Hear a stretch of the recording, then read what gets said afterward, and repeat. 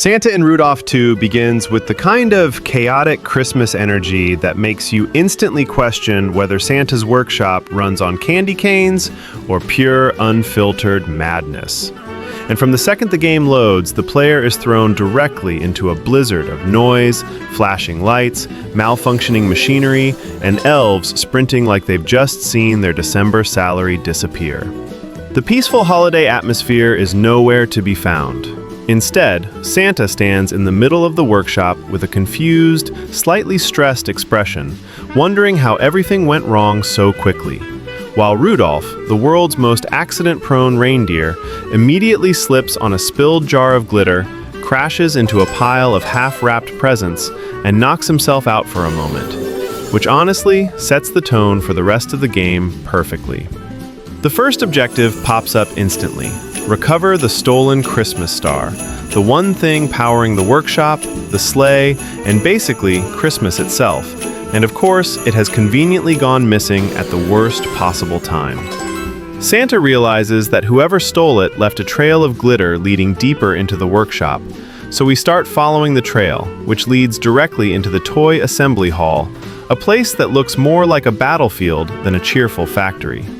Conveyor belts are moving at the speed of light. Malfunctioning robots are spinning wildly, throwing plushies like ninja weapons, and one particularly angry teddy bear whacks Santa in the head as though it remembers some unresolved trauma from last Christmas. Rudolph, trying to be helpful, chews on some loose wires and promptly causes a machine to explode, sending dozens of red and green rockets spiraling dangerously through the air.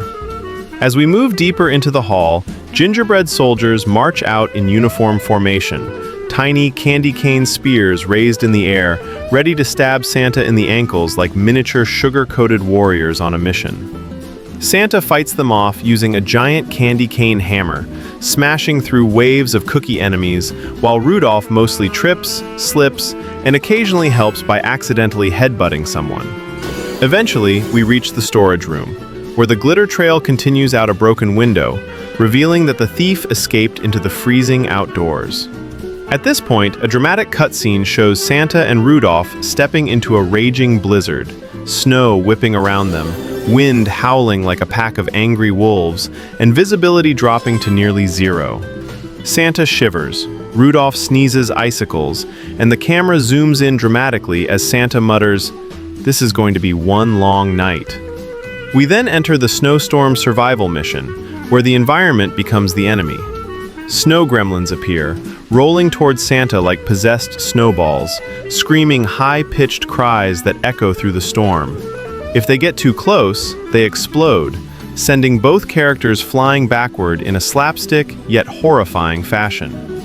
As we make our way across frozen terrain, dodging geysers of ice and avoiding patches of slippery ground, Rudolph constantly loses his footing, sliding across the ice like an out-of-control figure skater. After several aggressive waves of gremlins, we finally reach the frozen lake, where the temperature drops so low the screen fogs up, and Santa must swing his candy cane hammer just to stop the lake from cracking under pressure.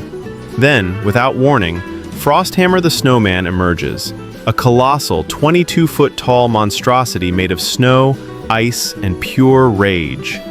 His face is carved in a permanently furious expression. His coal-black eyes burn with icy hatred, and he wields two enormous icicle clubs capable of smashing the ground with tremors so intense the camera shakes like a handheld horror movie. Frosthammer roars, shouting ridiculous lines like, "Feel the frost of destruction," and throws massive ice boulders at Santa, forcing the player to dodge left and right like they're in a winter version of The Matrix. Rudolph tries to help by attempting a heroic headbutt, but immediately bounces off Frosthammer's chest and slides across the lake like a curling stone. Frosthammer's second phase introduces mini snowmen minions, small, shrieking, and extremely annoying creatures that swarm Santa while chanting, "Ice is nice!" Santa has to spin attack them while avoiding Frosthammer's stomps, which send shockwaves rippling through the lake.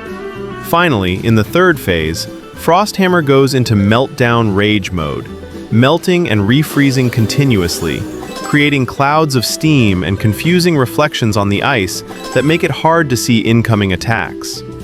After a chaotic battle, Santa delivers the final blow using a charged candy cane smash that cracks Frosthammer's entire body, causing him to burst into a cloud of harmless snowflakes and drop a chunk of frozen stardust.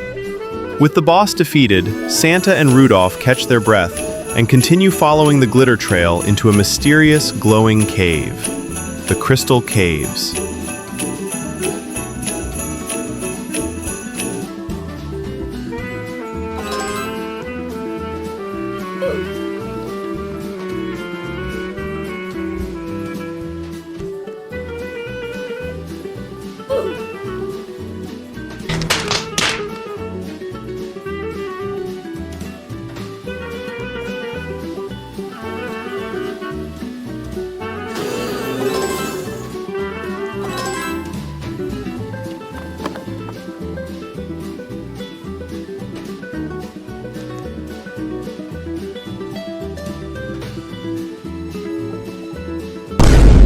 Hell is filled with people like you.